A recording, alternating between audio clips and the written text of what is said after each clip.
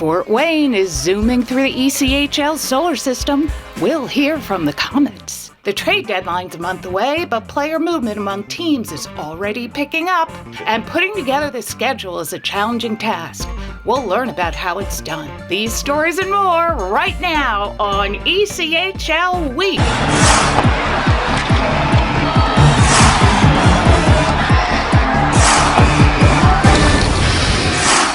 Hi, welcome to ECHL Week. I'm Barry Schickling.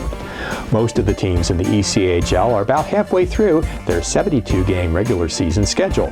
But the pandemic forced the Fort Wayne Comets to start their season in mid-February.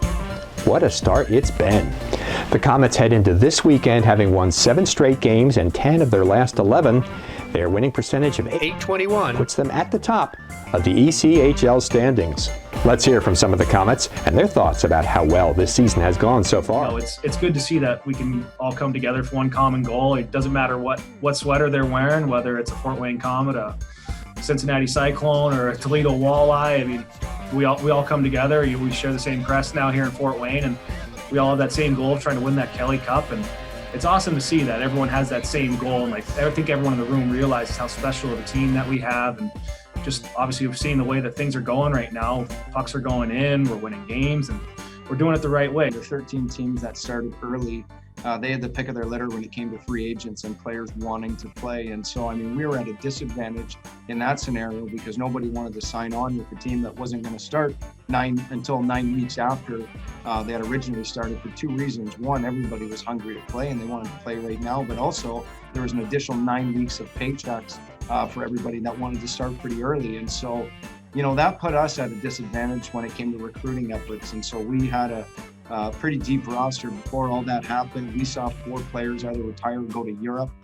within that span here. And so we're happy with the team that we've had, but you could say that we're at the advantage where we're healthy right now and teams are going through injuries. But when we first started, we had that disadvantage. First day of training camp, we got in, and I think everybody, after almost 11 months, I think we're all just excited to be back on the ice and feel fortunate that we one of the few 14 teams that could play hockey. So we just kind of gelled over that together, and we all had our COVID-19 stories. So I think it kind of created a bond between us real quick. The biggest thing too is we've all kind of experienced the pandemic, right? And you kind of, you're not going to take things for granted anymore. You don't know any given day if you're going to be able to play hockey today, and just with COVID and everything. And so kind of every day is a privilege, right?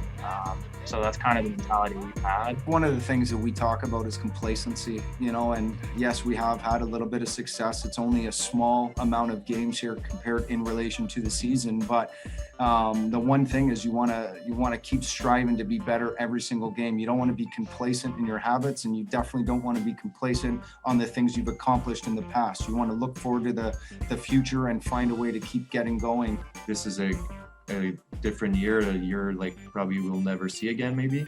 So let's make it count, let's make the best out of it and just have fun out there, because we're actually able to play hockey for a living. Without a doubt, it's been unbelievable with just the different types of, people come from different areas of the country, the world, whatever, and we come together, and we do have a good mix of veterans and younger guys. But right away when I noticed I got here, just everyone was so welcoming, and it was so easy to transition to that. I think that's our goal is, keep pushing through, try and get better, even though we set the bar pretty high. I think just get better each week and each game. As we mentioned, most of the teams in the ECHL are at or approaching the midway point of the regular season schedule, and almost all of those teams, maybe every one, still has a realistic chance at a playoff berth. As a result, there's been a lot of jockeying of trying to put the right players in the right positions with the right teams, and there have been a number of trades over the last week. Let's run them down. Utah and Jacksonville have both been busy, and that includes an exchange of defensemen with one another. The Grizzlies picked up Kevin McKernan, who will be joining his 5th ECHL team in 4 seasons. Heading to the Iceman is Riker Killens, who's in his 3rd pro year. Utah has lost a couple of blue liners to the American League, so it picked up another D-man, Mike Prapavesis, from Orlando for future considerations. Jacksonville acquired futures from Kansas City for Jared Van Warmer. The right shooting forward played with the Mavericks from 2017 through 2019. The Solar Bears have been aggressive in signing some just out-of-college players, and as a result also shipped away forward Alan Lazarchik to Tulsa for futures. The left winger from Poland scored 19 times for Fort Wayne a season ago. South Carolina obtained goaltender Sean Romeo from Kansas City for futures. Romeo had been third on the Mavs depth chart behind Matt Ginn and Matt Greenfield. And Wheeling has had several AHL call-ups for goalies. As such, it added depth by sending futures to Allen for Taran Kozin, who's joining his 5th team in the ECHL this season. Trade activity will surely continue. The drop-dead date for deals is April 22nd. So that means that the ECHL Week Trading Deadline show, recapping all the recent player movements, will debut on Friday, April 23rd. Don't miss it. How is the ECHL schedule developed? We'll talk with one of the people responsible when ECHL Week continues.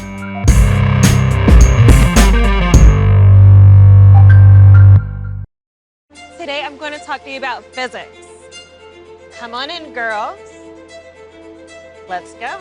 This is the first rocket to get humans to Mars. Really tall. I'm a rocket structural engineer, designing and building parts of the rocket. You are the generation that will be stepping foot on Mars. Do I have a group of astronauts on my hands? Yes. You can become a rocket scientist or whatever else you want to be.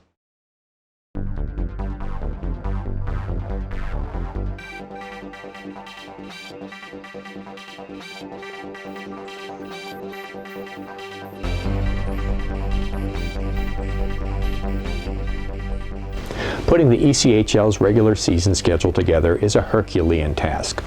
All the teams have their own needs, wants, and requirements. One of the people who makes sense of it and makes it come out right at the end is longtime ECHL Director of Communications, Joe Babick.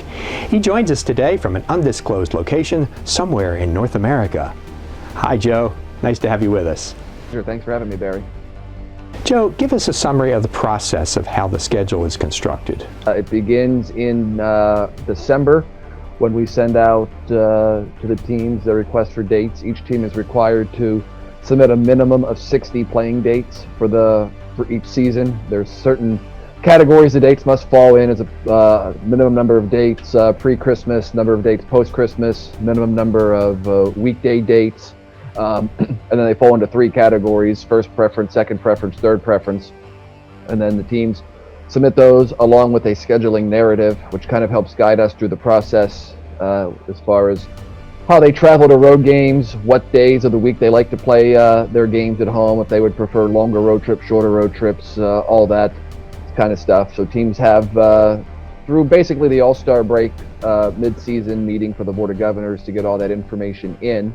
It's a long process, it's an arduous process, but we certainly take our time with it because obviously the schedule and how it breaks down for each team is probably the most important part of their business side of things.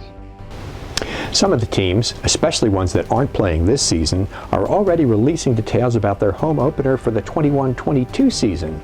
What's up with that? We have a scheduling committee made up of some team presidents and owners from around the league, and that was one of the things that they brought to the table during one of our last calls in December or January, was to allow the teams, especially the teams who aren't playing this year, to announce home openers earlier than the schedule goes out, just so that they had a couple more weeks, not necessarily to sell tickets for that, while that does help, more so to get the ball rolling and have a date that they can target on their calendar for them, for the teams and for the fans to get excited about. Fans might have noticed that this season the NHL is playing a lot of 2-game and 3-game series. Of course, the ECHL's been doing that for a while. What's the thought process behind that kind of scheduling scheme? When a team goes on the road, especially an island team like a Utah or an Idaho who's flying everywhere, it makes sense for them to hit one city for 3 games as opposed to, playing in 4 cities in 5 nights, and then they have to have the added expenses of a bus because they flew there. So, we don't want teams playing 8 games in a row, but if they're playing 2, 3, 4 in a row over a span of a week or 2, it helps to contain costs and it helps to preserve weekend dates, which are our team's bread and butter. Joe Babick, Director of Communications for the ECHL.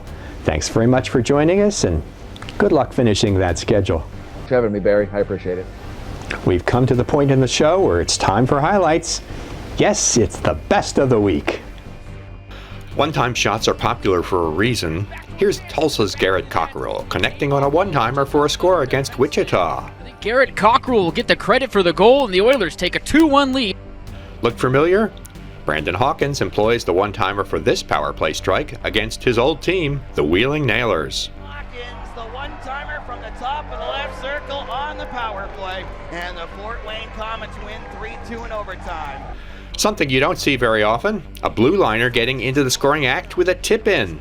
Les Lancaster shows excellent skill with this marker in Utah. The Americans have taken a 3-0 lead. What a play by Samuel LaBerge, and Lancaster finishes it off. Sometime you hear coaches talk about using the cycle to set up an opportunity.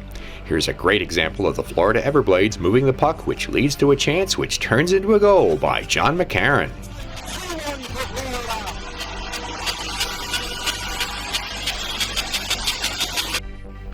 Aaron Nazarian drives to the net but has to wait for video review to confirm if his overtime effort is successful and the Icemen win.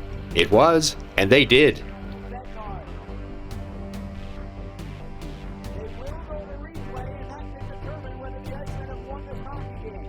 We wrap up with stellar defensive work. Indy's penalty-killing unit of Antoine Wakeett, Mike Lee, Matt Marcineau, and goaltender Dan Bakala kill off a two-man disadvantage during Sunday's win over Wheeling. That wraps up another edition of ECHL Week. Thank you very much for watching. Make sure to follow us on all of our social media channels. It's the best way to stay up to date on everything that's going on throughout the ECHL. And please, like us, follow us, subscribe to us. Those things really help us out. We appreciate it. See you next time.